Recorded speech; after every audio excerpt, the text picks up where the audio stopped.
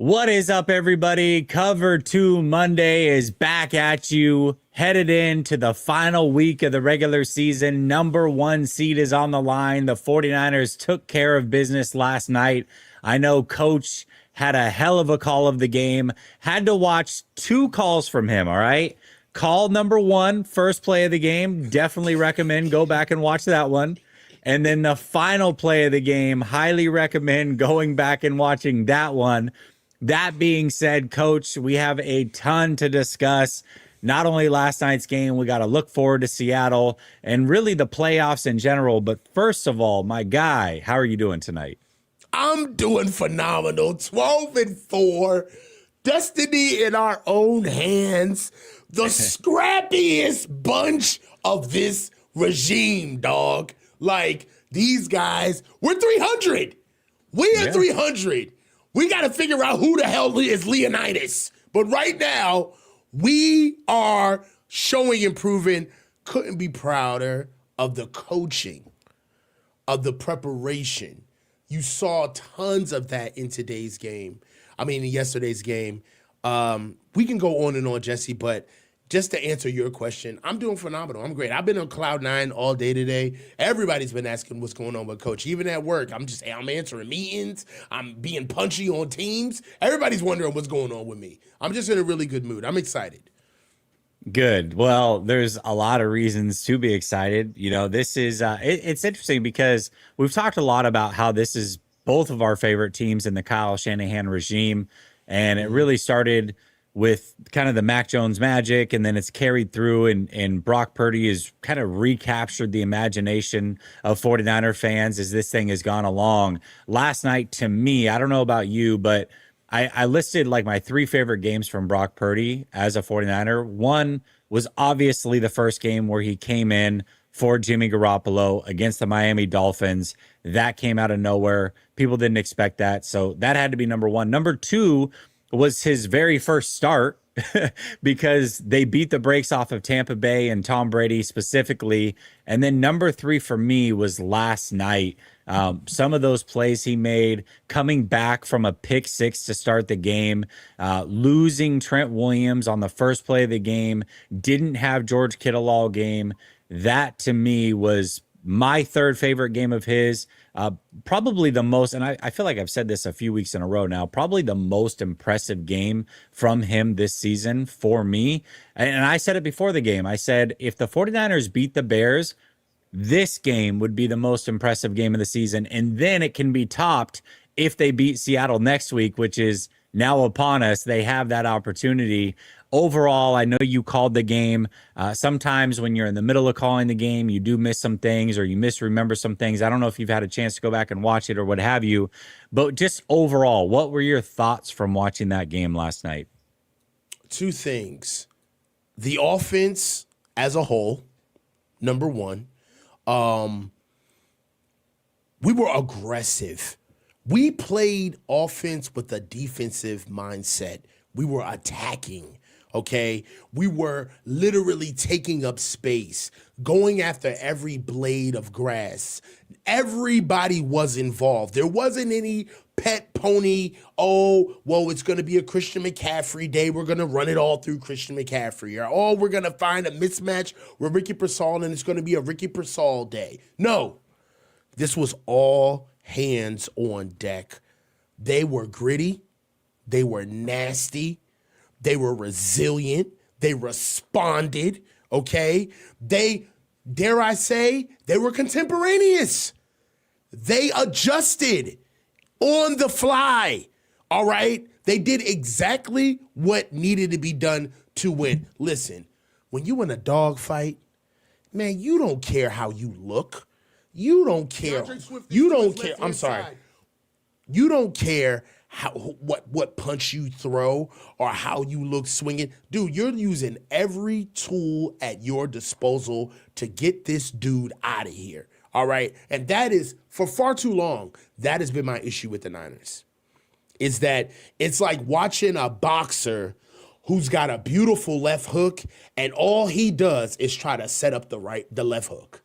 And it's like, my man, you got a jab. You're athletic. You can box. You can fight. You got really good. You don't go to the body at all. You barely use your spacing. Nothing. All you do is set up everything toward your sweet spot, your sweet shot, which is your left hook. The Niners are boxing now. That's what I loved about the offense. They're boxing. They are actually using ring generalship. They're using all of their tools at their disposal, and it's beautiful to see. Not only on the field, not only with personnel, not only with the actual performance, but the coaching and preparation as well. The attitude around the way Brock Purdy is playing. All right, getting it done on his feet. That's a new wrinkle.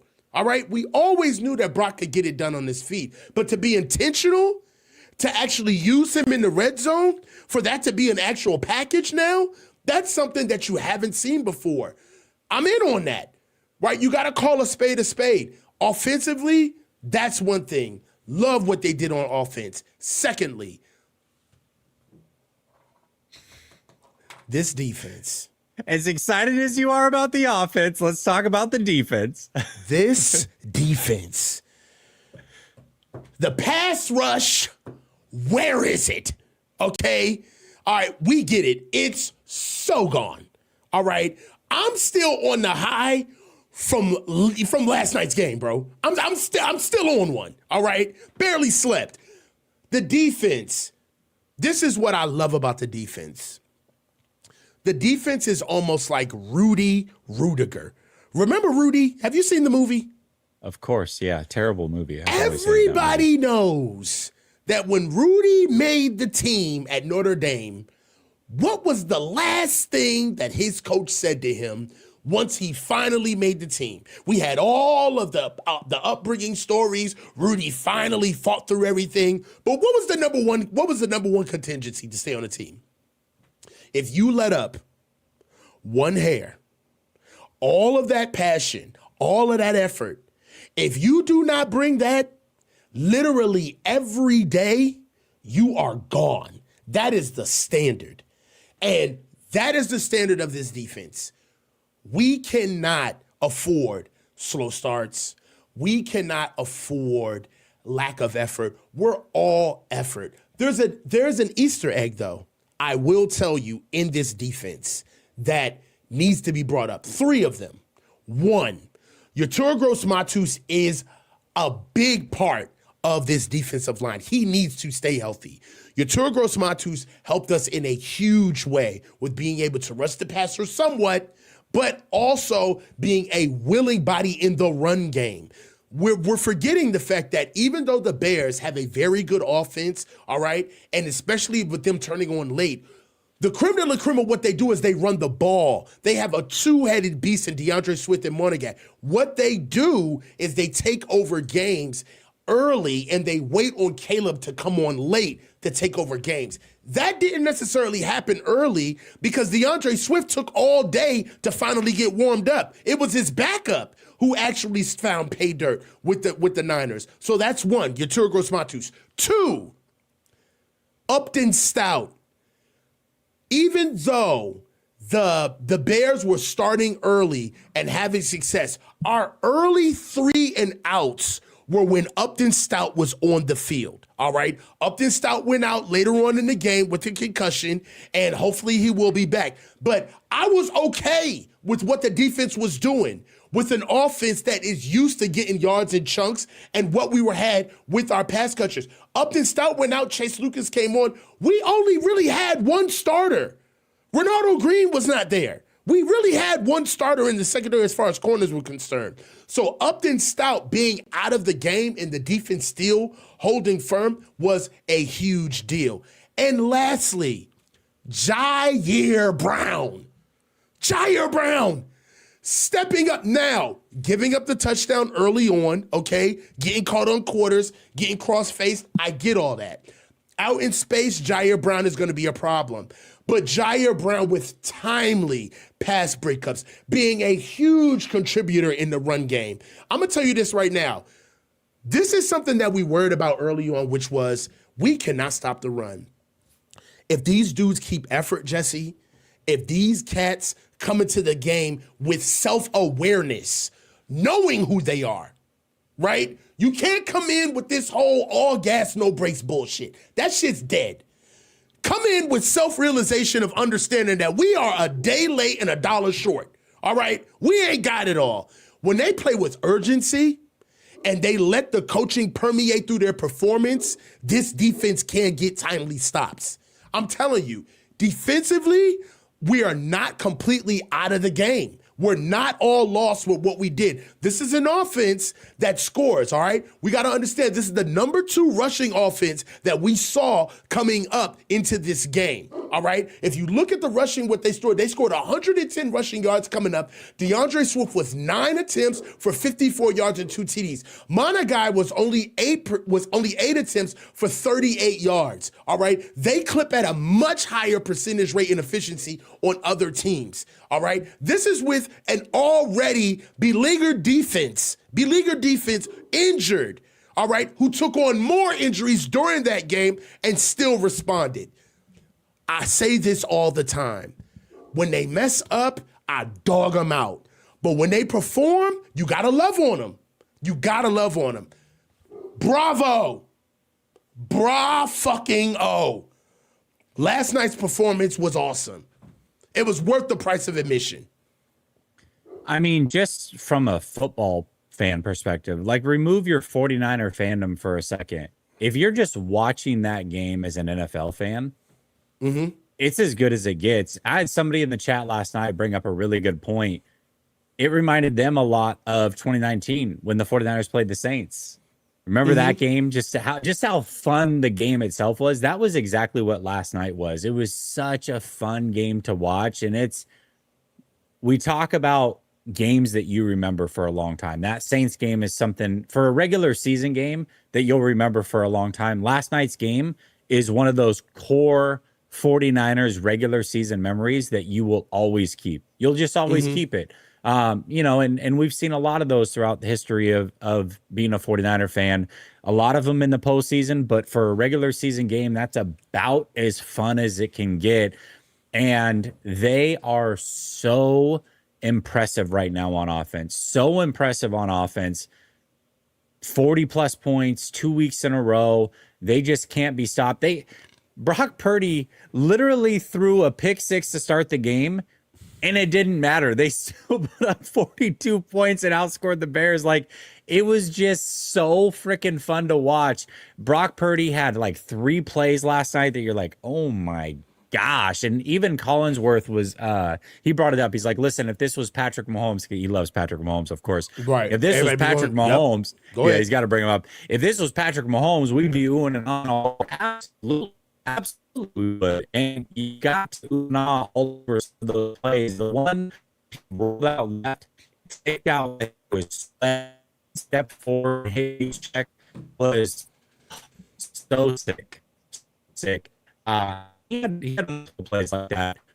The offense, we've been talking about for a few years, after really great thing, and eventually that was up to fruition. Say along, that's exactly what I feel. We're right. Like the offense has to carry things from now on.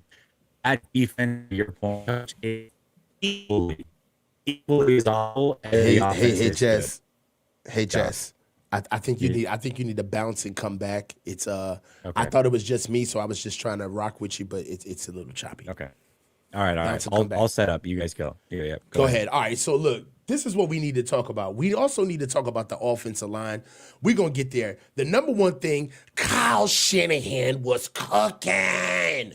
This is a certified hood classic. It was a hood classic. I understand. This is Jesse's platform, so I can't snap the way I really want to, like it's on the coach's huddle. But we got the coach's huddle for a little bit. Son, you can't tell me that, dog, the offensive line wasn't snapping. Austin Pleasance? He was going off. Trent Williams goes down in the first pick 6 of the game, my G. And I don't know about y'all, but I was saying it in my head. I hope y'all was saying it. On the low, I was like, son, This game is a rizzity rap. There is no way that we are going to perform the way we did on offense, bro. 496 total yards on offense, dog, against this defense. Dog, dominant. Fucking dominant. Jesse knows I can't go in on this platform like this, so this is my platform right now. Son, dominant performance by the offensive line. Son, Dominic Pooney is getting healthier. We understood early on that Dominic Pooney had like a strained PCL or something. And early on, bruh, he was looking like dog water, son. Let's just keep it a fact. All right? Keep it a fact, Jack. All right? And at the time, I remember early on when Dominic Pooney was a rookie and him being like an immediate plug-and-play player, the automatic benefactor of that was Colton McKivitz, bro. I used to think Colton McKivitz was so trash. And Dominic Pooney came on and automatically made me start seeing the worth in Colton McKivitz, bro. And their tandem early on was awesome. You haven't really seen that all year. I believe that Dominic Pooney is actually getting healthier. By the way, don't look now. Spencer Burford is turning into a dog, son. He's low-key going to be on the free agent market next year, and he's going to fetch like $15 million, son. Don't look now, son. He's going to fetch at least that type of money moving in. That's the biggest thing. Also, if you look at the offensive line too, we ran the ball really well with Christian. Christian had damn near 100 yards at half. At half. Over. They were killing running the ball on offense, son. All right, I'm gonna let you go ahead. I had your platform for a little bit. I'm gonna give it back, bro. But no. It's all good. Yeah. Listen, I mean, there's not enough good things that we can say about the offense. It's just the defense is equally as bad, coach, and it has to be brought up because they're about to get into the playoffs. And the question really comes down to this: is this sustainable to winning football games come playoff time? When the weather gets a little bit iffy, you're playing better defenses. I don't know how sustainable 40 plus points a game is. Now, maybe 30 is enough to get it done. I think, like, I look at a team like the Eagles who have a really good defense. You put up 30 against that defense, that's like scoring 50 because the Eagles just aren't going to put up that many points. But then on the flip side, it's like, well, can we count on this defense to stop anybody? Like, could you see a scenario where the 49ers lose a playoff game, but it's like, well, you know, the offense was perfect. Christian went off and Brock went off and Kittle went off and Shanahan coached the best game of his life. And it wasn't enough. You know, it was reminiscent of the Bills Chiefs, where the Chiefs got the ball with 13 seconds left, kicked a field goal, got it in overtime and won the game. Like, there's just nothing more your offense could do, but the defense really did nothing. That's my major concern going into the playoffs and going into this final week against Seattle, because as much as I don't trust Sam Darnold, you give him all the time in the world to just sit back there, that kind of changes things a little bit. And then you're in a shootout against a team that does have a pretty decent defense. You can't be expected to score every possession. Like, that's just unrealistic. And that's where the 49ers are at. They couldn't even hold down Phillip Rivers for big chunks of that game. 44-year-old Phillip Rivers, they couldn't hold down. It's a little concerning. It's more than a little concerning. It's very concerning at this point. I got something for you. Okay, go ahead. Can I interest you in a little bit of gameism? I'm going to drop some game on you. All right? Okay. So, what sucks about sports from a coaching perspective is once you start coaching, the game gets a little monotonous because you start understanding what should happen versus what's going to happen, right? So you get in a position where you start understanding the X's and O's, the scheme, the personnel, the recruiting, how teams are built, and you get a much bigger menu or perspective on like who's a really good program, who's going to win, what team is going to win, what teams are going to lose, right? That's usually the way things go. But every now and then, sometimes it's in the moment, which means that the field has leveled out. It is plateaued with talent, and it's really not about who can brute force their way to the championship. It's who has the best utilization of their tool, right? So really, the way the NFL would like you to think, any other sport, college, basketball, whatever, they would like you to think that we all start the game, it's Hunger Games, and we all start the game with one weapon. That's not the truth. Some people start the game with a bazooka, some start the game with a rocket launcher, some start the game with a slingshot, some start the game with a butter knife, okay?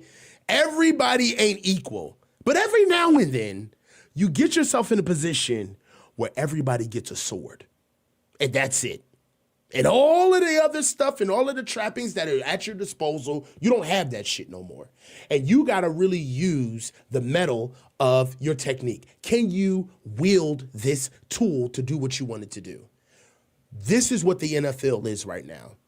The predicting is over. Nobody's good enough or consistent enough for you to forecast a team. The Patrick Mahomeses are gone, right? The Lamar Jacksons are gone. Right. Well, what's your boy out in Buffalo? The boy that is 10 feet Josh tall. Allen. Throw a mile. Josh Allen. He's gone. Okay. Now it's the most known unknowns. Who knows how to wield their team the best? Everybody got a flaw. Nobody's a juggernaut. Nobody could just show up and win. You got to come with everything. Those are the teams that are left. So there's no team that could just come and show up with their offense and just win a game. There's no team that could just show up with their special teams or their defense and just win a game.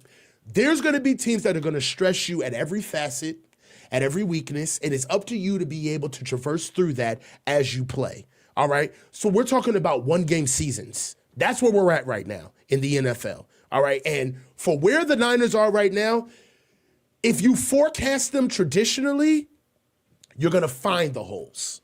Right? If you say the Niners versus the Eagles, the Niners versus the Rams, the Niners, blah, blah, blah, blah, blah, you're going to find the holes all day because we got them, right?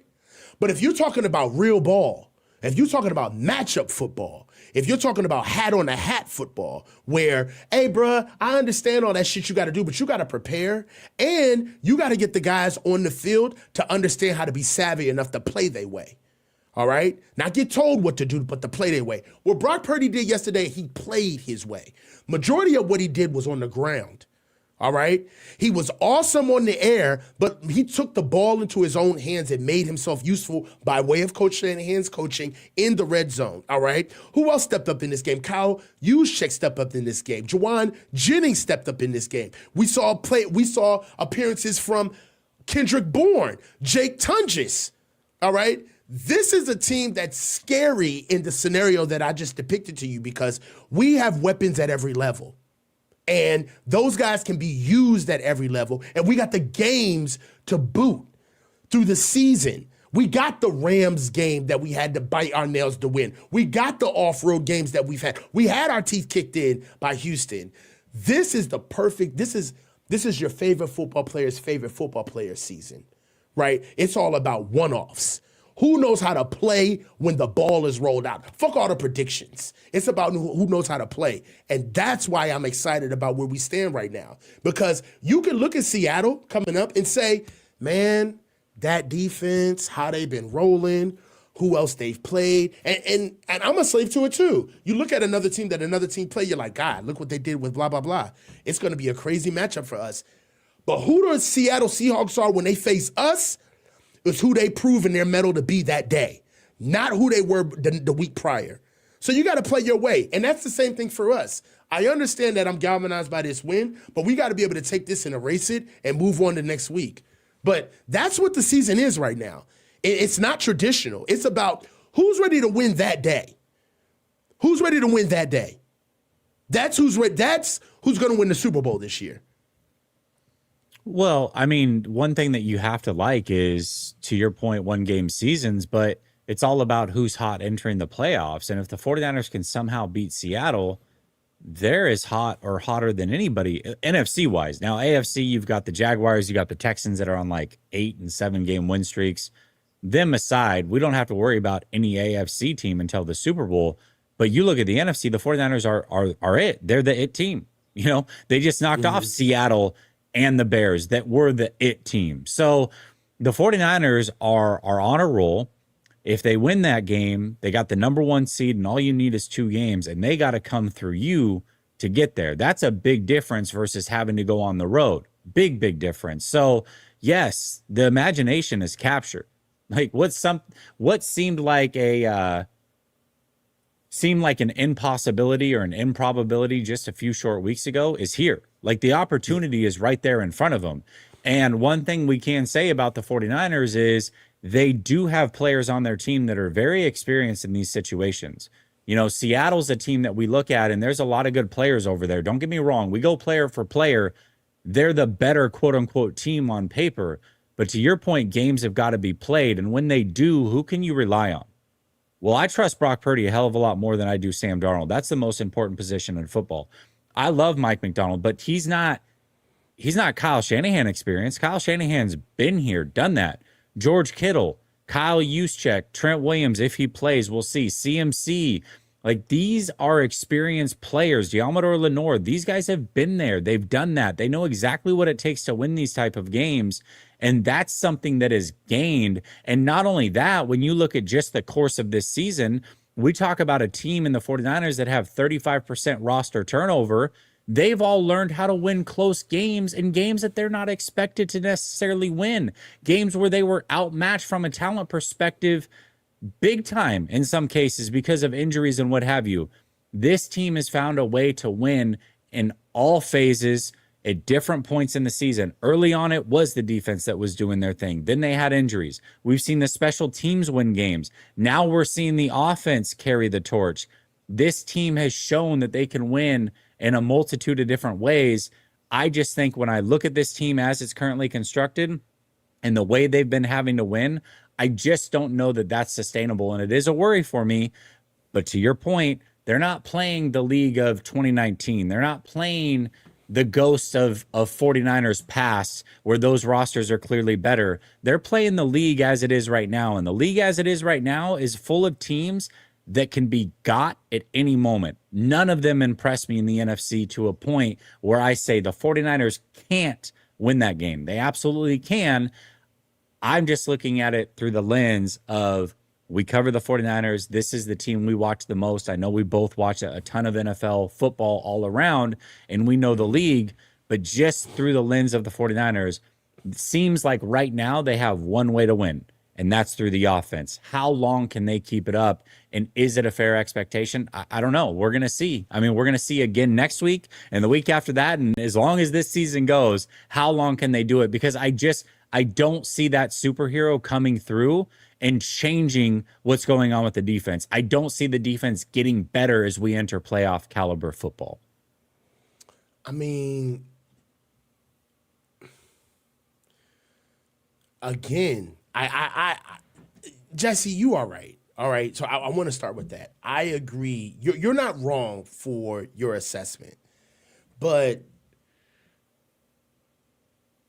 the trend of you got to worry about the immediate trends, not the overall trends. And the overall trends of us being football fans and being in football for decades, it is that the shoe is going to drop. You're going to run into somebody who is going to, really exasperate these issues that you've been having all year. You can't get away with this all year. And I get that. But in the illustrious words of my aunt, who gonna stop me, boo? Like, who is that team, Jesse? Who is out there that is really going to stick that point home? Who's gonna do that? Right? I understand. I just feel like the infrastructure of your argument is good, but there's nobody there to hold that up. There's no team out there that I think can stress the Niners defense to the point where their offense is so good and their defense is so good that we can't find a way in that day to find a way to win. There's nobody that impresses me like that in this year. No, I agree this with year. That, yeah. Right? So for me, I have to look at it this way, like, hey man, Love the one that wants you, not the one you want to be with.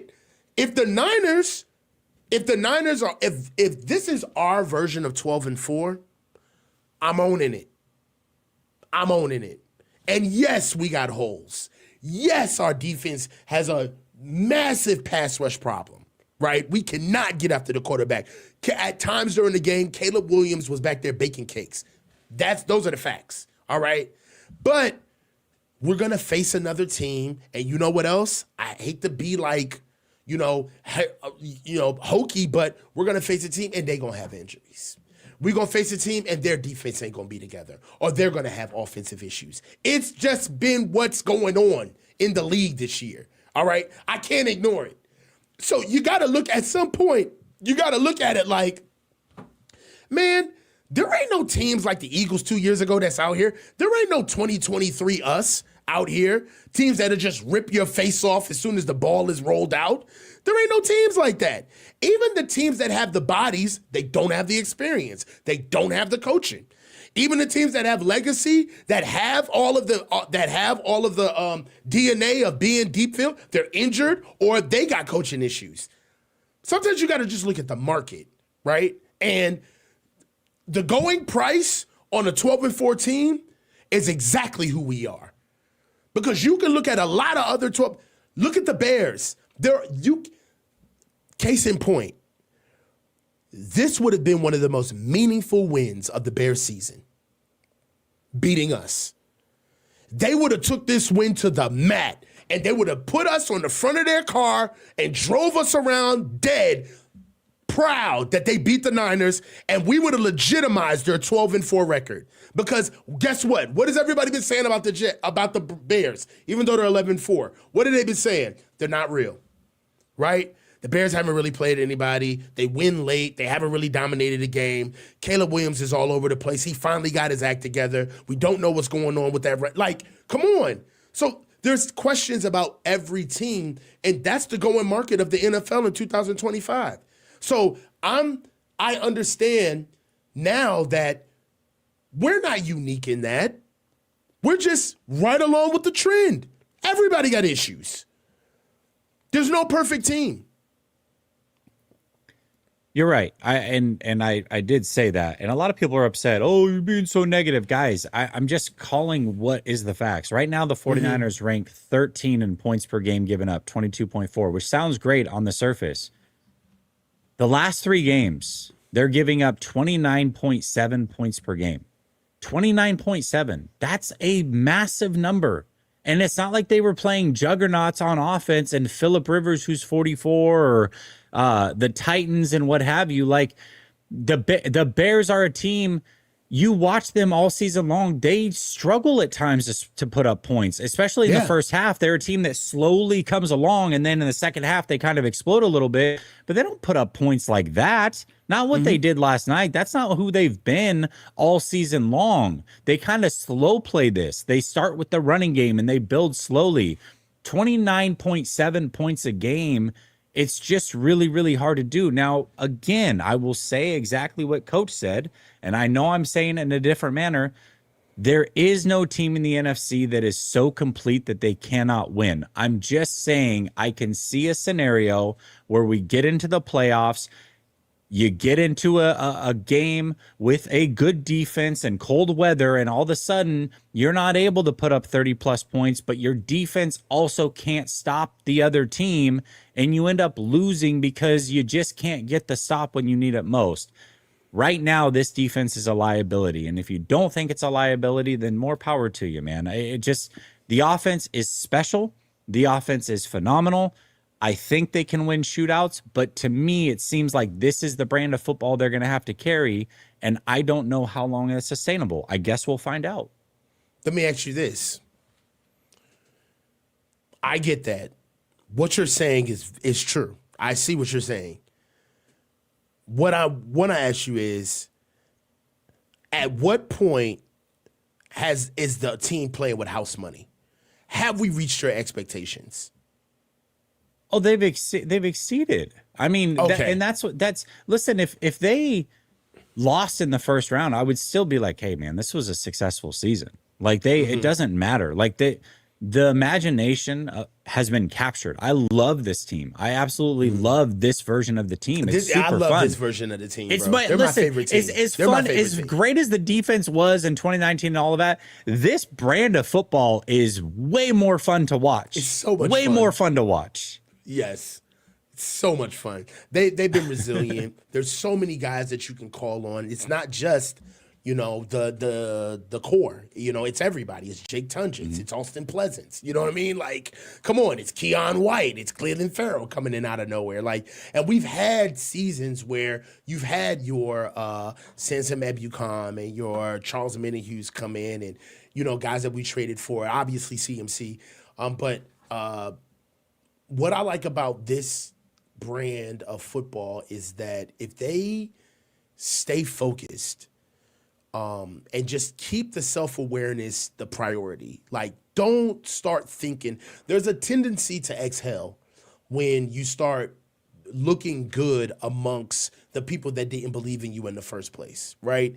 And you're like, oh, I'm kind of welcomed. Like, I'm kind of mainstream now. And you kind of lose your edge. I just don't. Right now, we got an edge. We have done something that was very hard to do. One of the reasons why 2019 was such a hard blow is because we had an edge. We had this us against the world mentality where it permeated so viscerally that people did not want to play us in 2000. They didn't want to play us. And I feel like in today's tapestry of what the NFL is, we're kind of on the precipice of that, where we could beat the Seattle Seahawks by hook or crook, no matter what, and beat them, and nobody will want to play us in the playoffs. Nobody. Like, I don't think anybody wants to play us anyways, whether we win or lose that game. Who wants to play the 49ers? Who would actively want to play the 49ers right now? Mm-hmm. Yeah. Nobody should. Nobody. I'll give you some context. Mm-hmm. So I just did for those of you that don't know, I do a show it's called Roundtable Sports. I do a show where I'm the 49ers representative for the NFC West, and they have divisional shows. So for every single division, they have a content creator that represents every team. They have one person that hosts, and then they have the people that represent the teams. And every week we recap games and we look forward to games and all of that. Well, I also host the NFC North show and the AFC South show. I am yet to do the AFC South show, so I don't know about what their predictions are. But the NFC North show, two of them, the Vikings representative and the Bears representative picked the 49ers to represent the NFC. So they're looking at the 49ers as very, very real, as a team that they think can go to the Super Bowl. So that made me feel a little bit better. I'm like, all right, well, that's good. You're looking at it from the outside in. You have no dog in the fight. The Bears representative literally does, like his team's in the playoffs, but he was being very objective. So for two of the four to pick, now the other two picked the Rams. So, it was a mixed bag, but that made me feel a lot better. It was like, okay, well, maybe they're onto something here. And I think it's a possibility. I know that the defense is a liability. It is. I get it. I'm happy about this team. I'm very positive. I'm excited. But I can also call a spade and say this defense is a problem right now. It is a problem. And they're either going to have to rectify that or they're going to have to win in shootouts. And can they do it? Yes. Is that a style that I welcome? Certainly. But it's usually not sustainable. Exhibit A, watch the Bengals for the last few years. They have no problem scoring points. None whatsoever. But they have a hell of a problem stopping teams, and they can't even make the playoffs because of it. So it's hard to sustain that. The DNA is still there, though. It's the DNA.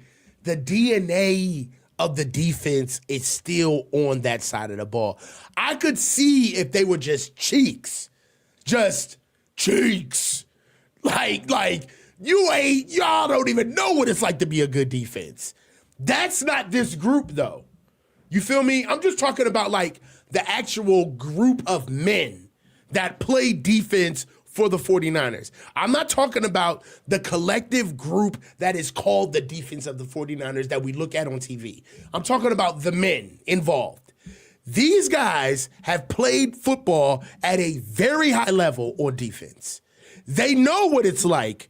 Who has on this defense? Diamador Lenore has played at a very high level on this defense. Malik Mustafa, Jair Brown has played at a very high level. Okay. Jair Brown wasn't on the Super Bowl team in 2023. I'll wait. Okay. So, but Malik Mustafa hasn't been on a high level defense. He played for a Buns defense last year. That defense was awful last year. Bro, don't step on my shine. Don't step on my shine. Okay, I'm just saying. The take is fine. I just want to know who. I'm just telling you. Okay. Tatum Bethune has been. Listen, I'm just telling you about the little homie, big homie project that I know about the game. All right. Let's go. Let me just tell you how it works. Okay. Tatum Bethune's big homie is Fred. Okay. All right. These guys have Nick Bosa in the building. That's their big homie, okay? You got guys that are on the team. Diamador Lenore has played. He's a big homie on that defense. I'm telling you how the cultural dynamics work on the team. I could see if this was a group of guys that don't know what it's like to play at a high level on defense, that do not have an expectation that actually they have seen, right? Not coach speak, not, chance and what's in the media guide at the beginning of camp where everybody reads what the edict is. No, I'm talking about championship DNA. These guys stopping and shutting motherfuckers down. The expectation of what it takes to play defense. There are tons of guys on this defense that know what it's like to do that here. Okay? And they are a sum of all parts. Those guys are not all around on the defense. But when I'm telling you about moments, when I'm telling you about being conscientious on elements of the game, like it is no surprise, or it's not a mistake that the Niners on defense prioritized on selling out on certain things and giving up on certain things. That's coaching. That's an advantage that a bad defense does not have. They just have to be bad. And they have to be at the mercy of whatever that offense wants to do with them.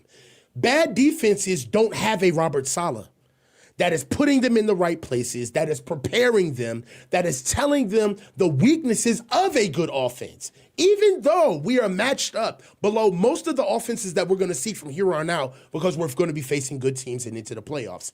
Most of bad defenses do not have somebody like Robert Saleh or Chris Kasarik or Coach Hightower that can sit down with them and dissect an entire defense and literally put together a defensive game plan. That is worth its price in gold, especially when you're dealing with a unit as injured as what we have right now. All right? Getting little pieces back, like your Tura Gross-Matos, keeping an Upton Stout on the field. That stuff matters. Getting Renato Green back, that stuff matters. I understand that it's a skeleton crew. I get it. But from a standpoint of what these guys' expectations are, what they know they are facing, the self-awareness of the people that have been injured throughout the year, this is a defense that they are going to give up stuff. They're going to bend all day. But as long as they don't break, as long as I got a defense that I can count on in the last play of the game, if I got a defense that understands self-awareness where it's like, hey, man, we have got to get these guys off the field, and they find a way to do it, I could care less if we get scored 500 points as long as we got 501. That's the type of defense we got right now. They ain't going to stop shit, but if you need them, I'd much rather bet on what we got and what we got on the sidelines calling the right shit.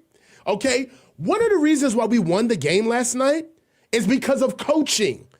The Bears should have called a timeout, which they should have, and they were the ones who were scrambling all over the place, and they forced a play that they should not have. That's where we're at in today's NFL.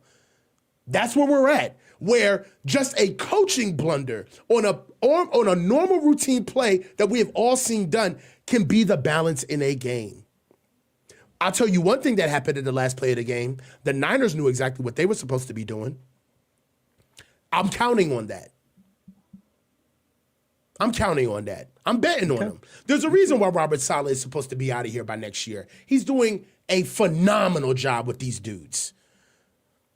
Anybody He's doing else? as good as he can do. It's Come on, tough. man. It's tough. It really is tough because there's so many injuries and what have you. I get it. The bones are there because Saleh's the coach. You have a couple guys. But listen, as good as Jair Brown is the biggest boom or bust player on this defense by far. Like, he's either making the most incredible play. He goes from one play, not even an interception, one play where he's covering man coverage, DJ Moore, who's a very good receiver, and locking him down, to giving up a huge touchdown to Luther Burden a couple plays later. Bag. Like, that's who he is. He's either boom or bust. And I get it. There's a couple guys with that pedigree, but when you look across the board, they really don't have those guys. Like, Bethune was here watching, Winters was here watching, but they weren't on the field during these big games making big time plays. You have two guys that have done that. You've got Lenore, who's done it in spades, and you've got Jair Brown. He had a pick in a Super Bowl, what have you. But outside of that, you don't have those guys that have been here. Now, Huff did it on a completely different defense. No, and in fact, no, he didn't. No. Scratch that. Scratch that. He was a healthy scratch all playoffs last year for the Eagles. So that's not true at all. I think he was a healthy scratch in the Super Bowl, if I remember correctly. So not even Huff. Like, you don't have those guys that have been there, done that. You have Saleh and you have two players, but I don't know if that's enough to carry the load when it matters most. Again, this team can win shootouts. That we know. All I'm doing is questioning how sustainable it is. We're about to find all the way out. We're about to find all of that shit out by next week. And I'm not mad at you. I would be right with you, brother. I really would. But when Bryce Huff went down, we felt it. Bryce Huff in a vacuum, I get it. Bryce Huff in a vacuum, whatever. Swiss cheese, man. It is what it is. Bryce Huff in our situation, we need him. We need him. Without Bryce Huff, that is a loss. He did not play, and it was noticeable. Yetur Gross-Matos played, and it was noticeable. For what it's worth, you know what's happening right now with our defense? It's the same thing that we did with the rookies the year prior. Remember when we were saying Dominic Pooney, Malik Mustafa, who were some other rookies the year before? Renardo Jacob Green, Cowing, Isaac Garindo. Remember how we were so jacked for their sophomore season? And we had to slow ourselves down and ask what? Dude, are we kind of getting hype on these dudes because they had so many opportunities to play in front of us? And we were just so fixated on every good thing that they did that we were kind of giving them a mulligan on all of the things that were deficiencies. And really, they're not fines as rookies, but they're just rookies who were able to get spots that routinely wouldn't be there due to the injuries and the status of the team, right? I understand that's how you feel about guys now that are presumed starters on the defense, right? Like your Bryce Huffs, like your Tatum Bethunes. And I want to warn you, don't take that line of thinking, because that would have been fine if these guys would have been expected to play. These guys are not expected to play. They got dropped in out of nowhere to play. Okay? Like a Tatum Bethune did not expect to be Fred Warner's backup is not expecting to play games. You know what I'm saying? Like, that's just facts. All right? If you're behind the first round rookie of the year, you're not expecting to get a lot of snaps. You're expected to get folded in. All right? So what these guys are giving us versus the teams that we're playing versus the field, it ain't but 32 teams. It ain't that hard to take a look and take a look at everybody. There's nobody there. Right? Even the Seattle Seahawks, which is a very formidable opponent, right? They're better than the Bears. It's going to be a really tough game coming up. I still don't trust Sam Darnold. No. You know what I'm saying? Like, I still don't trust Sam Darnold. Come on. Like, I still don't trust their championship medal. This team is young. They don't have a lot of experience, and they themselves are nicked up and bruised. And let's see them play on the big stage right? And that plays a lot more into our favor as the season progresses because who's got more time on task in the big show than us? Who shows up more under the lights than us? So, listen, man. Eagles, the only team I can think of. Man, fuck Jalen Hurts. Look, I'm telling you, all I'm saying is that I'm game. There's not a team in the league that I'm willing to say stuff about that I'm not willing to say about my own team. I'm sorry. There's not a team in the league that I cannot look at them and be like, y'all ain't got y'all shit together either. Like, there's stuff on y'all's team where y'all shit ain't together. So how y'all doing? You can look at the Texans. There's no like perfect team for sure. The Texans was supposed to be world beaters. That offensive line is ass. It's bad. Like, it's really bad. Come on, it's bad. So really, I mean, you know what I'm saying? So however you want to take it, right? It's the devil you choose, right? You go with the devil you know versus the devil you don't. I'd rather go with the devil I know. I know how we're built, and we're still winning games. So it ain't that pressing. Yeah, I mean,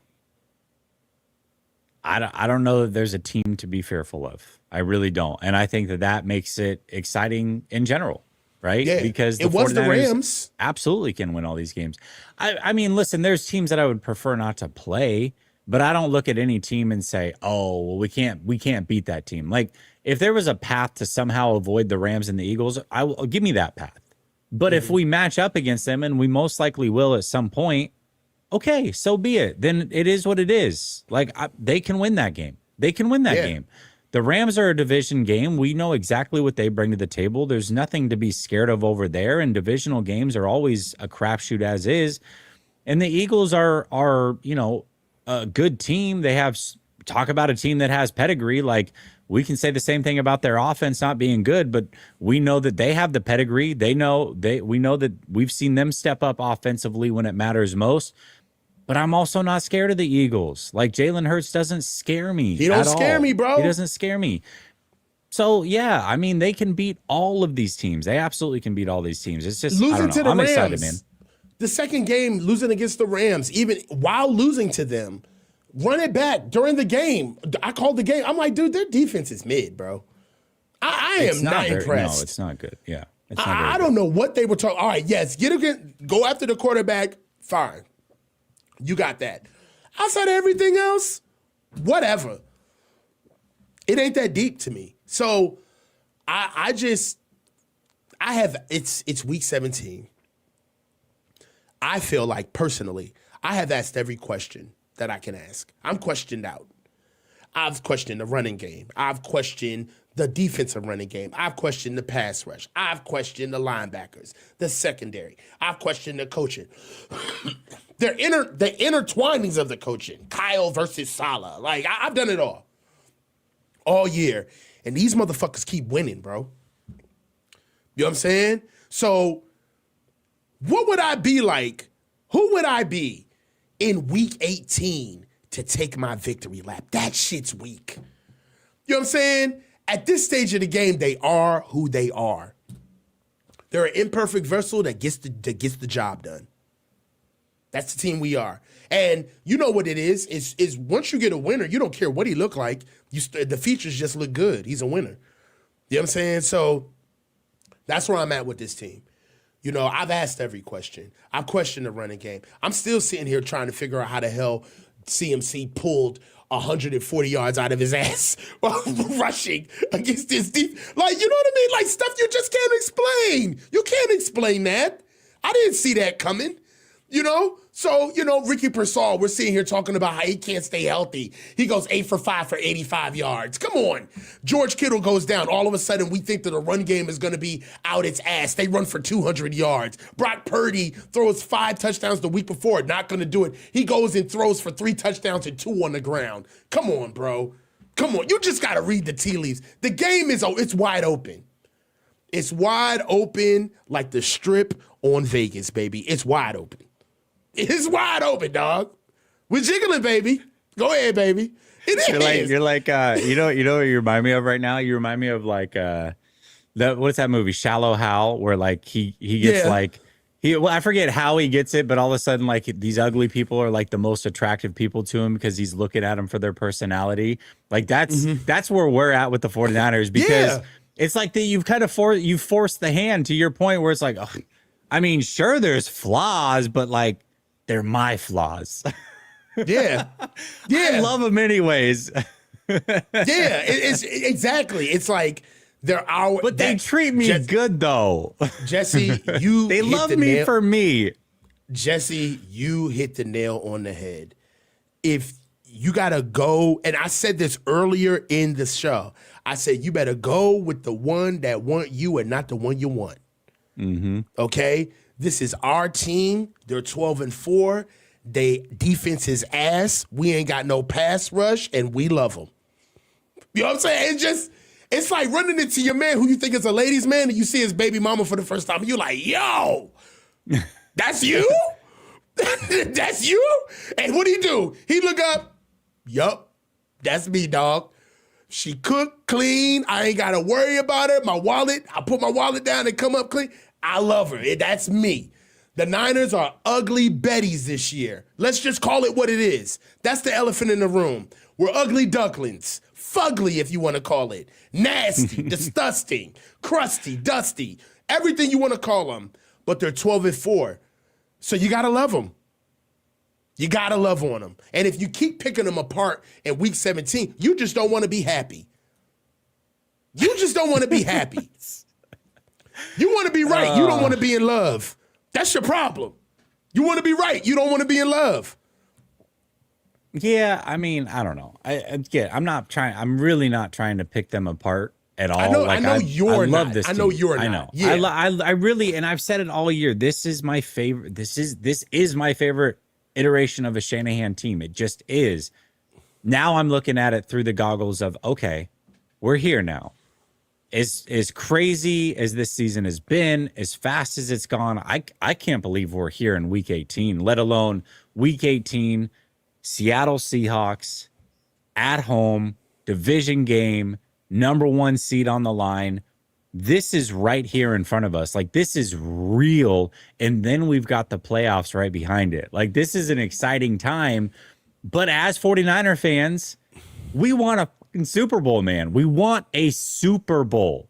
And so I get can this team win a Super Bowl? That's the lens I'm looking at it through. Not, hey, there's two different lenses. If the question is, did this team exceed expectations? Are you loving this team? Unequivocally, yes. Yes. But now we're looking at it through a different lens. Can this team win a Super Bowl? Because this is the stage we're at in the season. And so, yes, I also have to look at it and say, okay, well, these are the flaws. Doesn't mean we can't overcome them. Doesn't mean that other teams aren't flawed. But these are legitimate questions that are going to have to be answered throughout the course of this. And this defense is a legitimate question. It just is.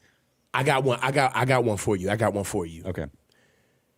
Could it be that the real key to winning a Super Bowl is the 49ers minding their goddamn business? Let's just mind our business. How about the real that? season was the friends we made along the way. Come on, man. Let's just play who's in front of us and worry about that. That's part of Kyle Shanahan's problem. Let's just be worried about who's in front of us, right? And the league, for once, let's loosen the grip, the fake grip that we think we have on the league, and let go and be singularly focused on us, okay? Let's do that. Right now, as we're talking about the Niners having enough, the Rams are down 14-0 to the Falcons. Let's just focus on us. You know what I'm saying? Let's stay in our lane and see what the league has cleared out for us to be able to do what we need to do. It's not missed on me that the Super Bowl is here in Santa Clara. That's not missed on me. I'm telling you that the dreams of what this could be are too big. They're so fragile that a whisper of them could take them away. I don't even want to talk about the possibilities of what we could do if we just win. That's how fragile it is to me. So I'm 10 toes down to the point where I almost don't even want to upset the football gods by asking salient points like what is going to happen with our defense. I feel like that is just a clear point. Our defense sucks. What else is going to happen with them? They're going to try to do their best. That's what they're gonna do. Like, what other astute points does anybody have to talk? The guy that gets up here talking about our defense in like a factual way, the content creator, like, first of all, your Tergos Matos is his pressure rate is 35 degrees and, with the latitude. Like, dude, shut the fuck up. We ass. We are ass, bro. I'm trying to make sure that we can play today. Let's just make something happen today. Like, it's time out for all of the statisticians. Put your protractor away. That's all I feel about this team. As long as they keep winning, I'm good. Yeah, I agree with that. All right, let's do a little sleeper. I can't believe we're an hour into this show. We haven't talked nothing at this point. Golly. All right. We got a game on Saturday. We've discussed it ad nauseum as far as what's on the line, but also get a 100% deposit match when you play Sleeper using promo code LSS, and you can get a free $20 play when using promo code LSS without making a deposit. And lastly, New Year's Day, I'm giving away a Nick Bosa jersey, and not just any jersey, a rivalry jersey that will be worn by the 49ers this week. Rivalry jersey week. We finally get to see those things in the flesh. So a Nick Bosa rivalry jersey to anybody that signs up using my promo code, deposits $10, at least $10, gets their deposit match. You'll be entered to win. It's a size large jersey, so you big fellas either lose some weight or get motivated to do so, all right, fit into this thing. And you small fellas, maybe hit the gym, but it's a large. So either way, here we go.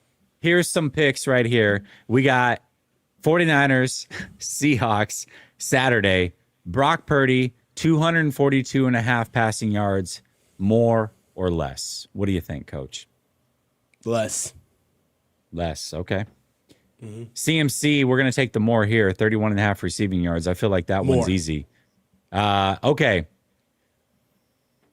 Sam Darnold, 239.5 passing yards, more or less. Less. Oh, okay. George Kittle, receiving yards, 62.5, more or less. Is he going to play? He's going to play. He said he basically said he was almost a lock to play in week 18. So I'm going to assume he's going to play. If he doesn't play, here's the great thing about Sleeper. If he doesn't play, Coach, then this pick will just be erased from our ticket. So don't feel obligated. It does that? Yeah. That's dope. It does that for you. Mm-hmm. That's awesome. Yeah, I'd say more than. Okay, let's go more. And then we'll pick one more Seahawk just to even things out. JSN, does he get in the end zone or no? Yes. All right. I love this one. $10 to win $138.50. We got CMC, 31.5 receiving yards more. George Kittle, 62.5 receiving yards more. Brock Purdy, 242.5 passing yards less. Sam Darnold, 239.5 passing yards less. JSN, anytime TD. We say yes. We're going to submit that right now. You can tail us or you can fade us, but either way, use promo code LSS. Link is pinned to the top of the description. Okay, another question mark that came up last night was the injury to Trent Williams. This one's interesting, Coach, because for the last 10 years, he's missed at least one game every single year. This was the first year, and we talked about this last week, essentially. Like, yes, we did. By the way, Trent Williams hasn't missed any time. That's pretty crazy. CMC hasn't missed any time. It's pretty And nuts. Trent Williams technically hasn't missed a full game because he did play the first snap, but now he's got a hamstring injury. Without him, they still were able to cook last night. How worried are you about the Trent Williams injury, though, as we approach the playoffs? I'm concerned. It's a big deal. Trent Williams isn't nothing, right? He's not just a paperweight. Like, he's, a walking Hall of Famer. And just to be a little bit more, dynamic with what I have to say, it's not the Hall of Fame talk. Trent Williams is still playing at a high level. Let me just say that. He started the season a little slow, but as the season has progressed, Trent Williams has seen Myles Garrett. Trent Williams has seen that Jags defense. Trent Williams went up against a very guy, Danielle Hunter, and the Texans. Trent Williams has gone up against a lot of good pass rushers, and we have not seen what you expected to see earlier on in the year from how we started the campaign. He's played his way into shape, and he's been phenomenal. That said, a hamstring injury is something that you can't necessarily force your way back. You got to see exactly where it's at. It goes in grades, which we already know. But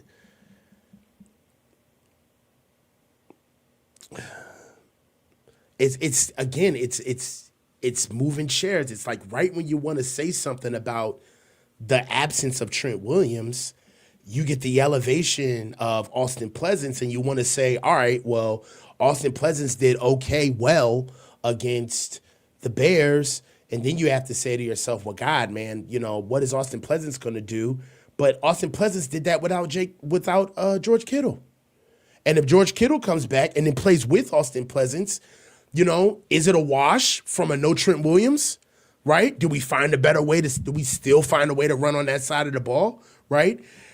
Also, Riddle, this may sound crazy, but Austin Pleasance may be playing at a more productive rate than Trent Williams right now because he's a fresher body. So you don't know how that plays. Ease up. All right, ease up. Come on, dog. Come on. Ease up a little bit. All right, I love the George Kittle angle because you're right about that, man. Adding George Kittle, I think that was the most impressive thing last night was Trent Williams and George Kittle both being out, and the 49ers still seems he had his best game of the year, arguably, especially on the ground. 49ers ran the hell out of the ball. Brock Purdy helps with that because now his legs are there. But come on, I got to stop you at Austin Pleasance is better than Trent Williams at this point. I didn't say that he's better. Okay. All right. What I'm saying is that but what I'm saying is that the production that you're getting out of Austin Pleasance, because he's fresh, he's a big body, he's athletic, okay? Austin Pleasance playing in the run game. The run game is about effort. The biggest thing with offensive linemen is, can you pass block? That's what they get paid for. You ain't an offensive lineman if you can't run block. All right. So that's supposed to be plug and play. All right. This is this new NFL when they started getting offensive linemen who don't run block. I don't know what the hell this is, but it used to be, even to call yourself an offensive lineman, you coming out to shoot. All right. With Trent Williams with Austin Pleasance being on the field, the biggest worry that you have in Austin Pleasance is that he's a liability in the pass game, right? With pass protection. Austin Pleasance was not necessarily getting his ass whipped out there. He wasn't. He's a fast body, he's big, he's strong. But what I will tell you is that Austin Pleasance is a very strong run blocker. He's bigger than Trent Williams. He's strong or more stronger than Trent Williams. Okay? I'm sorry, but he's younger. That's the way physics works. I understand Trent has all of the awards, and he deserves them all. But you get you a young bull versus an old bull, all right? The young bull gonna have a little bit more pop. That's facts, all right? Austin Pleasance being in when Trent Williams is being out in the run game, I don't necessarily see that as everything going down. Listen, while the run game was struggling, Trent Williams was there. He was right there playing with the 3.2 yards average a game. When we didn't have a rushing touchdown for the first 6 weeks of the season, guess who was at left tackle? Trent Williams. So, look, man, again, next man up. If we win without Trent, we win without Trent. We watched this season get carried on the back of Mac Jones. So who are we now to start talking about names? We were winning without George Kittle earlier on. Who are we to talk about names? Our leading receiver was Kendrick Bourne. So we got to get out of the names business. The core is dead. Nick Bosa ain't here. Fred Warner ain't playing. Let these boys play. Let them play. If Austin Pleasance is on the field, I'm rocking with Austin Pleasance. If Trent Williams ain't here, I'm not shaking in my boots about Trent Williams not playing just because he makes $1 bajillion.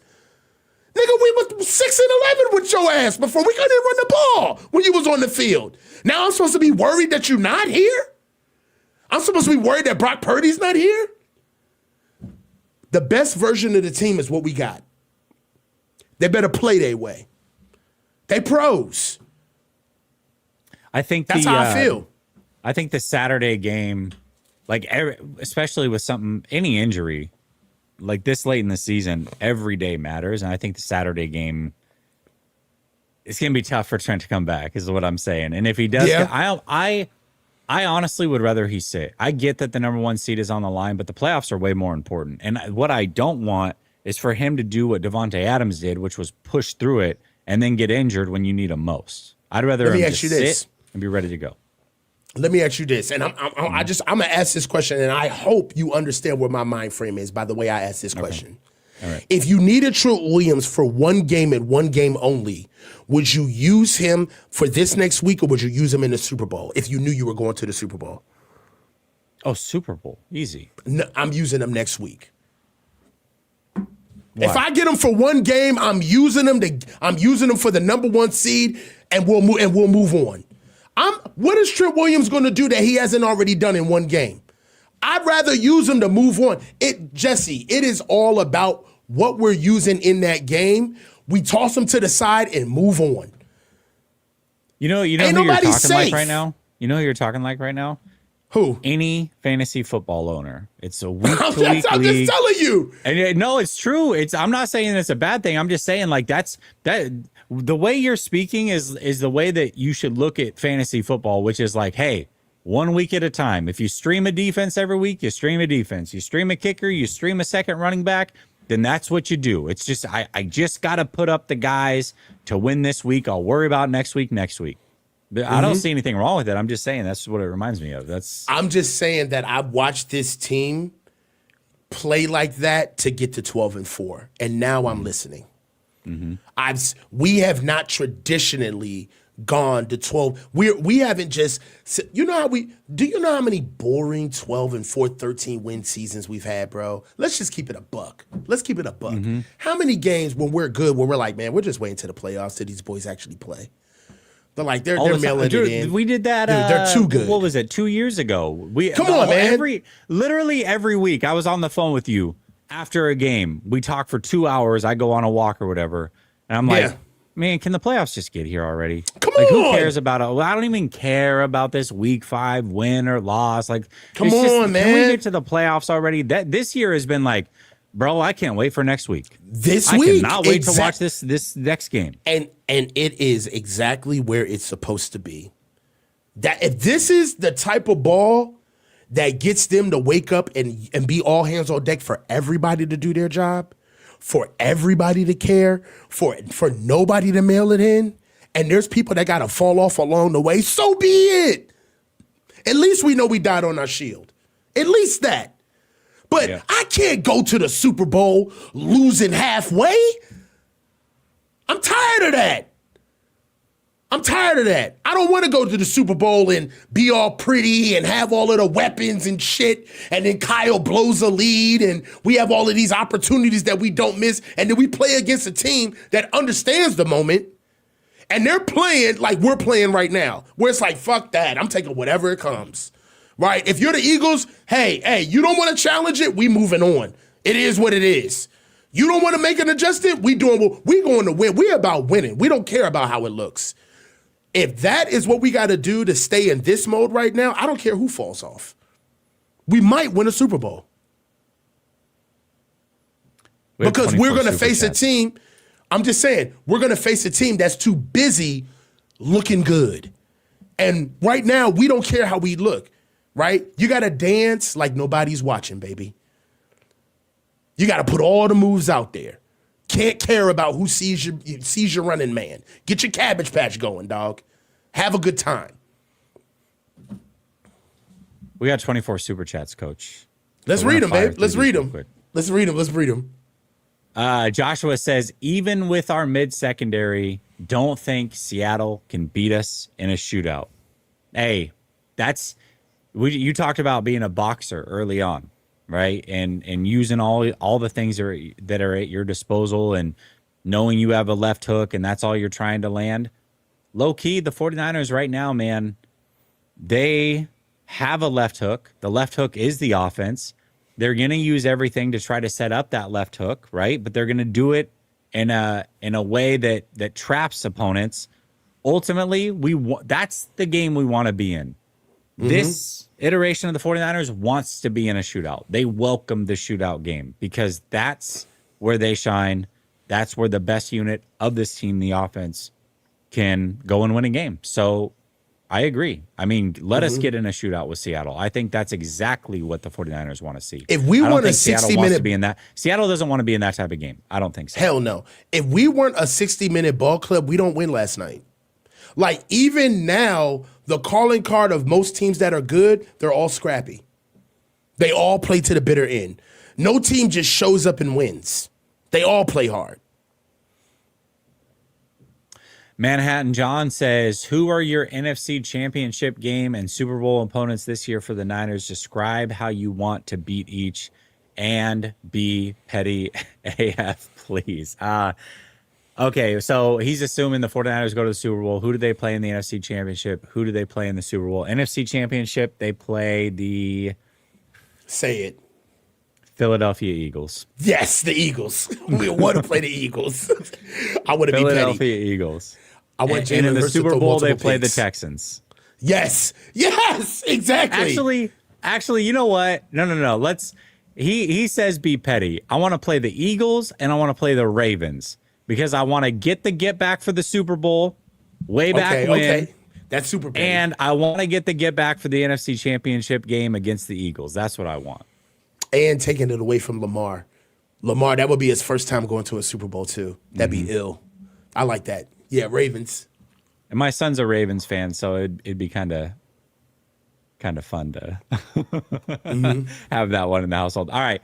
Sammy and Pickles says, everyone needs to bring out the Ouija board and summon Sam's old friends, the ghosts.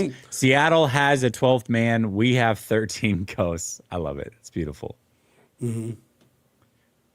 Flocka says, Jesse, who do you think we play in the divisional round if we get the number 1 seed? One of the NFC West teams. It'll be Seattle or the Rams, in my opinion. I don't think Green Bay has a snowball's chance in hell in winning in round 1 with their injuries, but we'll see. Leo Chris says 2 stops to go from 7-0 to 14-7, then a stop before the half to go up 28-21. Last 2 drives for the Bears, they scored 3 points. Timely stops at key moments for the 49ers defense. That's a beautiful. Yeah, they had stops, bro. They got stops. You know, this is a defense that placed the Colts, man, where that run game was supposed to tear us up, right? Like, they're going to be – this is one thing I've noticed about our defense. They're going to be extremely well coached. They're going to be in the right place. They're going to be where they're supposed to be. I know you want to say something. No. It's this next super chat that's got me grinning ear to ear. All right, go ahead. Because you were talking about tools earlier and using them to the best of your ability. And Cam wants you to know that he has good utilization of his Sorry. Cryptic says, do you think the bye is a good thing? Yes, we get healthy, but will the bye cool down the offense? Look at what happened to the Lions last year. I'll take whatever we can get. Honestly, I don't think the 49ers just had a bye a few weeks ago. There's no, when you say they get healthy, who's coming back? Fred Warner's not coming back because you have a bye. Bosa's not coming back. This team doesn't have anybody that's Ayuk's not coming back or joining the team, period. So as of right now, there's nobody that would join the team if you had a bye versus not having a bye. So I say let's keep this thing. But I just want to beat Seattle, which means they get the number 1 seed. So give me the bye, I guess. Atlanta is dogging the Rams, Jesse. Please beat Seattle. What are they? Nice. What's the score? It's 21-all. 21-0, sorry. 21-0. All right, I love this. Yeah. This is good. You know, this is a double win. You know why? Because the Rams have Atlanta's draft pick. So if the Rams beat Atlanta, they get a better draft pick because of it. So if Atlanta wins, that's a double win. I love that. Okay. KFW says, can we do it without Trent if he can't go? We just discussed that. These super chats are a while ago, like an hour ago in some cases. So Jesus. apologize, guys. Joseph Ernberg says, can't wait for Belt to ass and to get beat by 10 plus in the playoffs. All right. I I'm love here what for he's doing. anything. Yeah. I love what he's doing because he's putting this reverse jinx on, and it's great. All right. Bill Kennedy says, what's up with Chat Sports Money Machine? I don't know. What's up with Chat Sports? You got a money machine, bro? You ain't put me on? No, I don't know. I don't know what's going on with Chat Sports. Joseph Ernberg says, Coach rage baiting for engagement. Be for real. Not at all. Yeah, I don't know what Not that's at all. about. Cam's dad says, Coach, Bethune changed Salah's last play call. He did? Yeah, I think it was talked about in the post game. I got to see that. I wonder what see the that. original play call was. Yeah, I really do. Corey says, do you guys see Lenore's comments, thoughts? Yes, I saw that. His What Chase did he Lucas say? comments. I didn't see it. Which one? He basically said, he basically spoke like me. He just said, look, you got to nut up. Like, that tired shit ain't for now. You know what I'm saying? Like, we got to finish this last drive. Chase Lucas, like, was tired, and I guess, like, he had given up a play before. And Diamond Lenore basically looked at him in his eye and was like, dawg, put your feelings in your pocket. Like, worry about that shit later. Tell me you tired later. And I loved it. They responded. So did Chase. Daniel says, Niners and Seahawks, the rematch of 2019 to determine the number 1 seed. I know, man. And, I've got a hat crazy. bet on the line again. So we'll see how it Pick goes. 6 by Fred in the flat. Remember that? Yeah. Joseph Ernberg says, Tungus is my favorite player. He's the future. All right. I like it. Sean for the win says, can we just take a step back and reflect on how the conversation preseason and pre-trade deadline was? They were punting this year, and and here we are flirting with home field advantage and home games in the Super Bowl. That's true. Pretty crazy. That's Pretty true. crazy. My guy Zach says, Coach spitting fire right now. Defense is trash. Ain't got no pass rush, but we love him. It is what it is. But you can't get another defense. Joseph Ernberg says, Niners will never win another Super Bowl and F Brock Purdy. Jeez, man. So serious. Dazza says, I didn't want a big swing at the trade deadline, but a Bradley Chubb, Kayvon Thibodeau would really help right about now. For sure. They would definitely help. But I don't know that they would save the defense either necessarily, right? Innovative Energy says, is Jesse the hater ready to restore what credibility he may have left to give Brock his respect? Salvage your channel tonight, buddy. It's the only way. I'm not struggling. I don't know salvage if you know, it, Jesse. I don't know if you know, but the views have been pretty good. Listen, I'm just gonna call it how I see it. Actually, here, I'm gonna show you. You know what? For the sake of being petty, Grant asked a question. What do you ask? He on Twitter, he said, show us what you said about Brock Purdy before the 49ers drafted him. And he's going around, he's giving people credit on Twitter for basically calling their shot on Brock Purdy, right? And I know that I've said it before. And maybe You have that. You have that proof. Yeah, hold on a second. Let me see something real quick. Yo, Dre Green said, fire Kyle. We're not fooled, Brock. Wait, what? Some people just want to see the world burn, bro. Was that Erberg again or no? No, it was Dre Green, H1P. Oh, I got you. All right, here. Just real quick. Throw it up, Jess. Let me present it. Share screen.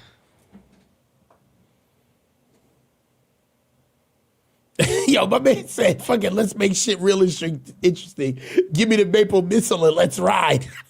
Hey, Maple Missile is I know you rock with him, dog. I know that's your I'm dog. telling you, he's going to be the reason that they move on from Mac Jones. I'm letting you know right now. They're going to be fine with him. But here were some tweets before the draft. So a year before the draft, basically. Malik Willis and Brock Purdy are my guys. I'm rooting for the most. Brock Purdy's a kid that I liked last year in the second and third round. He stayed in college. Really, this is me saying his name so people don't forget it when he explodes on the draft scene. I liked him early. Brock Purdy's being slept on. Sleeper for me is Brock Purdy. Listen, guys, I don't hate Brock Purdy. How fucking weird would it be to have called my shot before the draft and then hate the kid? Like, that's not what's happening. I'm just calling it as I see it, all right? Yeah. I don't know what to tell you. Like, we can talk about, credibility and all your whole brand is built around hating Brock. I don't have a reason to hate him. If anything, him doing good goes back to my priors well before he was drafted, because I'm one of the few that actually knew who he was well before you guys did. So I don't know. I'm just saying it would be weird. But he's playing phenomenal. Like, there's no way around it. But anyways, all right. Too much sauce. Great performance by him. But Brock is playing up the cool white guy package a little too much. He's talking about with the dancing after the touchdowns. It's natural for Mac, but not for him. Needs to be himself. Well, he can have it. He can have it. Listen, the dancing thing maybe a little too much, but Brock has always played with, like, are we acting as if Brock hasn't had swag? After, how many times have we seen the helmet pull or the veins? Like, he's done this. The dance is what he right, does. all right. It's a lot, right? It's you've done the Dougie, but we get it. But he's always played with that enthusiasm. Like, this is not new. He's having a good time. Like, we've seen it. He's having a good time. Keith says, I think we need somebody else to beat the Rams. I like our chances against the rest of the NFC. That being said, there's something that has to be special about this team all year, and their ability to fight adversity. It is very, very special. Very special. That's what's making me wake up. It's like, how many more times can I see them fight? I went back and I watched my live show from yesterday. I do not get that caught up unless I believe. Like, I hate to admit it, man. They got me You're wearing believe. 49ers gear. You don't wear 49ers gear like that. I don't wear 49ers gear, bro. I don't wear other people's logos, bro. Yo, they got me. Like, I haven't been that galvanized in someone else's success since I myself was playing or I was on the sidelines. Full stop. I have never cared that much. Yesterday, because I felt like they deserved it. They deserve to win now. Don't you feel like they deserve to win? Like, if they won this year, it would be all, they deserve it, bro. They've used everything. I'm just with them, bro. Got you. John says, Jesse and Coach, I stand to make $4,800 if the 49ers get the number 1 seed. Wow, that's a great bet. Jesse, I told you on a call, make Sam Darnold clutch up. He cannot do it. I'm with you. I'm so with you. I don't believe in Sam Darnold. He's going to have to prove me wrong. I'm not a Sam guy.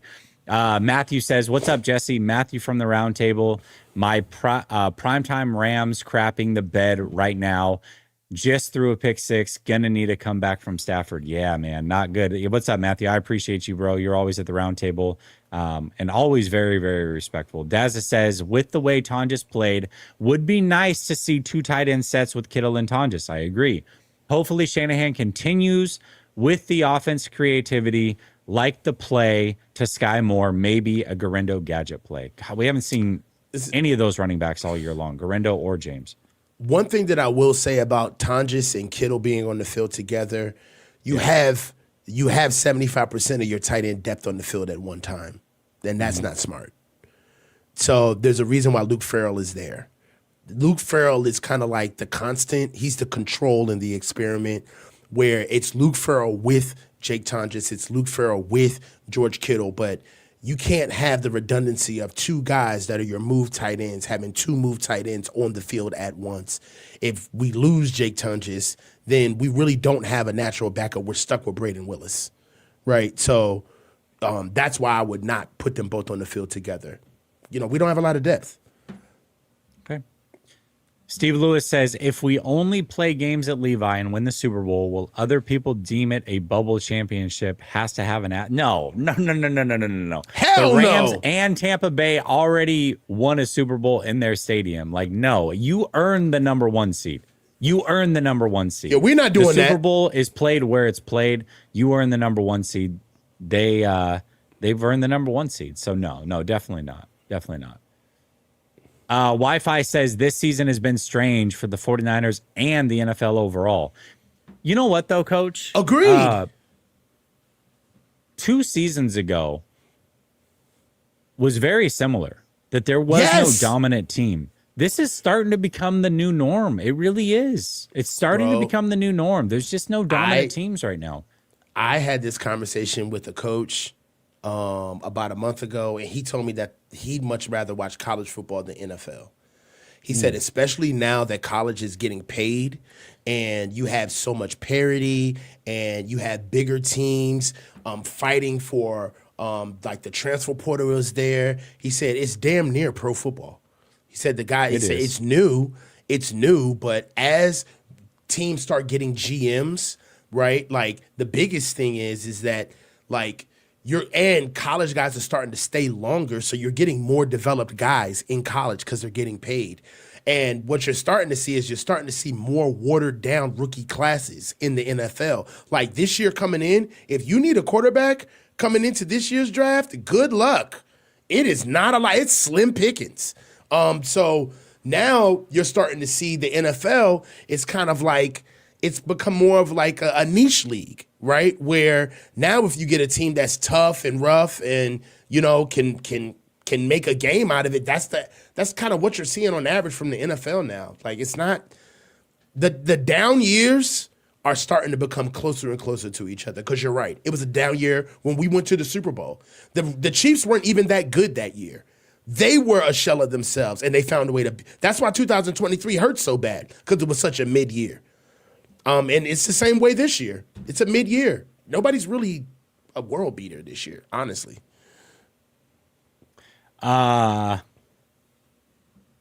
Would you agree?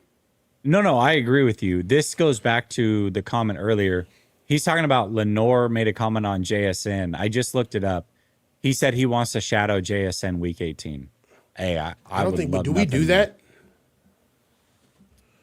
I don't know. I don't think we do that. I feel like when your defense gives up 38 points, if your best player wants to do that, you probably should just let it happen. I don't know. On top of the fact that it was mentioned during the broadcast, they were purposely staying away from Diamador Lenore all game. Yep. Yeah. Hugo says, first time Kirk Cousins doesn't have his players and he's cooking. All right. I think that's what he meant. Kyle Shanahan. What's K? Oh, Kyle Shanahan? Oh, KS. Okay. I thought it was Kirk Cousins because of the game's on. Okay. Yeah. I mean, listen, he's kind of has to. And he was in his bag. And to your point, he's playing with house money. This team wasn't supposed to be here. It wasn't supposed to be here.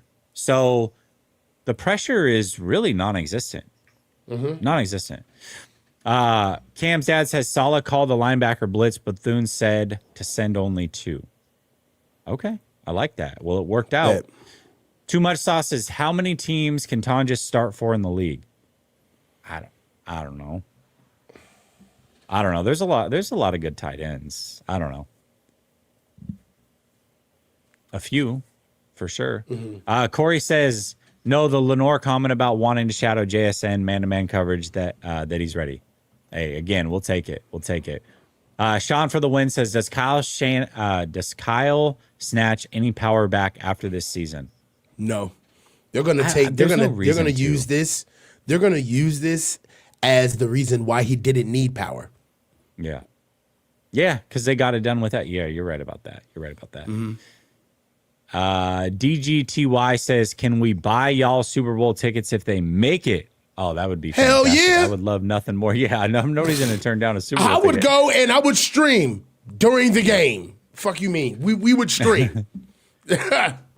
Matthew says, damn, Jesse, did you use reverse predicting voodoo on my Rams? They get boat race. They're getting boat race. Hey, man, whatever it takes. If the Rams lose and the Seahawks lose, It's a good week to be a 49er fan. The Niners, hey, the And Rams I'll right tell you now. this right now. If the Rams lose, Jake is gonna get it on that roundtable show tomorrow, man. I'm He watching. is going to get it watching. on that roundtable show. Yes. Right now, if this is a video game, the Rams will have to give up the sticks. They got a 21 dub on their heads. Yeah, that's you got skunked. It's over, right? That's Yeah. 7-0 in the Gotta game give to up the 11 to sticks. basketball. You got to get off the court. Yeah, you Gotta got to give it go. up. We got to get another team in here. Yeah. Keith says, I also like that it seems everybody would have controlled, would have contributed if we close the deal somehow. Like from Bosa, close game 1 to Mac Jones winning the games to Bourne, all hands on deck. Love that about this team. Yeah, you're right. 100%. Everybody's contributed in one way or another. Guys that aren't here anymore, guys And that it were new to this prepares team. all the way other to go. guys for the moment does. because they've done it during the season. does. You know what I mean? Yeah. It makes us It's a very good dangerous. point. It's a very Yeah. good point. It's a very good point. Junior says, I hope this was the game that proves Tonjes deserves at least 3 or 4 targets, even with Kittle back. Tonjes should get more run. He really should. I mean, I we be think so. complaining at times that George should get the ball. So that's what I'm saying. That's why I just don't. It's hard to ask for Tonjes when George isn't getting it. We be complaining that George don't get the ball enough. Fair enough. Yep. Oh, man. If the Rams fall off before the playoffs,